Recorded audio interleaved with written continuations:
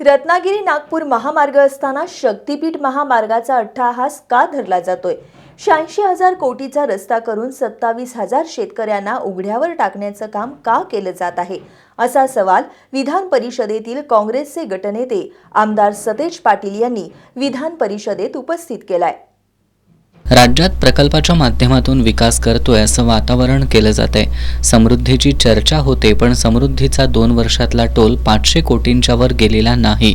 अपेक्षित टोल समृद्धी महामार्गाकडून मिळालेला नाही, असं आमदार सतेज पाटील यांनी सांगितलं। शेवटचा मुद्दा मी या सभापती महोदय या ठिकाणी मांडतो। या राज्यामध्ये प्रकल्पाच्या माध्यमातून काहीतरी विकास करतोय असं एक वातावरण केलं जातं।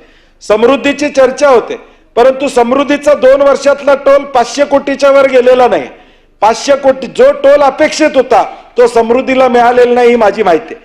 मग अशा पद्धतीचे रस्ते जे वायबल नाही आहेत, 86,000 कोटीचा शक्तीपीठ महामार्ग तुम्हाला कशासाठी पाहिजे? 28 वर्ष याच्यावर टोल लावला तर किमान 3,000 कोटी रुपये दरवर्षी मिळवायला पाहिजेत आणि 60 लाख वाहनं या रस्त्याने गेली पाहिजेत, तर 28 वर्षात हा रस्ता टोल मुक्त होईल।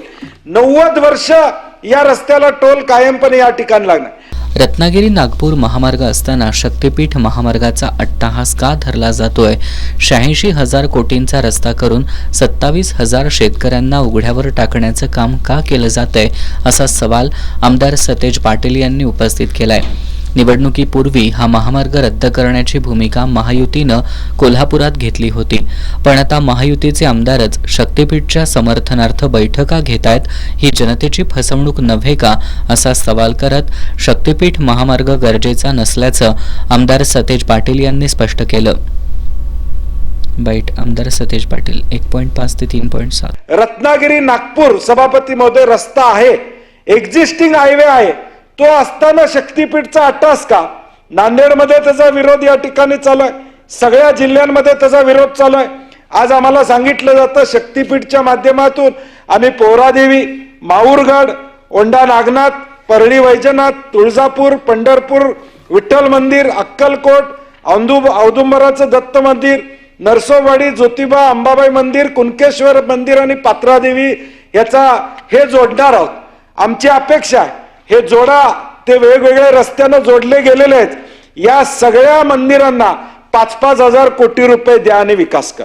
तिथे येणाऱ्या भक्तांना चांगल्या सुविधा द्या, तिथे येणाऱ्या भक्तांना राहण्याची व्यवस्था करा।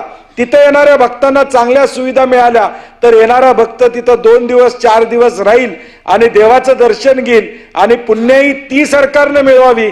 86,000 कोटीचा रस्ता करून 27,000 शेतकऱ्यांना उघड्यावर टाकण्याचं काम या ठिकाणी करू नका। या राज्यातल्या शेतकऱ्यांच्या जमिनी ऑलरेडी रत्नागिरी नागपूर हायवेवर गेलेल्या आहेत। सोलापुरातल्या लोकांच्या गेल्या, परभणीमध्ये याला विरोध आहे, नांदेडमध्ये याला विरोध या ठिकाणी, सांगलीमध्ये या ठिकाणी विरोध आहे, कोल्हापूरमध्ये हा रस्ता रद्द करणार या पद्धतीची भूमिका निवडणुकीच्या आधी घेतली। निवडणुकीच्या आधी हे वटहुकूम काढला आणि हा रस्ता रद्द झाला म्हणून सांगितलं। आता निवडणूक झाल्यावर मात्र सत्तेतले आमदारच त्याच्यासाठी बैठक घेतात आणि हा रस्ता आम्ही करणार म्हणतात। मग ही जनतेची फसवणूक नाही का?